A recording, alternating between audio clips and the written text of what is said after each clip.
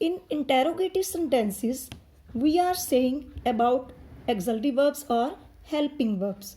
So, we will come to know about auxiliary verbs or helping verbs. What are helping verbs or auxiliary verbs? Auxiliary verbs or helping verbs are those verbs actually which are placed before the main verb. But to form an interrogative sentence, we place them in the beginning of a sentence before subject, like in this sentence or is auxiliary verb or helping verb, and in the second sentence did is also auxiliary verb or helping verb, but we have placed them in the beginning of the sentence because we have to form an interrogative sentence. So helping verbs or auxiliary verbs are is, am, are, was, were. In this there is are. Are we have placed in the beginning of the sentence. This is helping verb or auxiliary verbs. Do, does, did.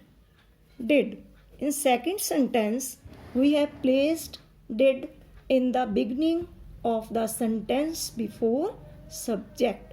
Did is also auxiliary verb or helping verb. Has, have, had, all these are auxiliary verbs.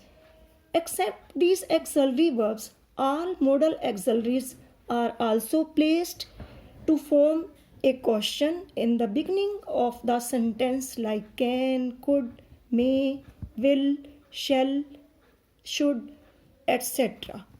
Now, to form a question except auxiliary verbs, WH question word are also used, like where, when, who, what, which, etc.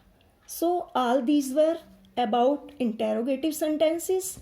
Now we will come to exclamatory sentences. What are exclamatory sentences?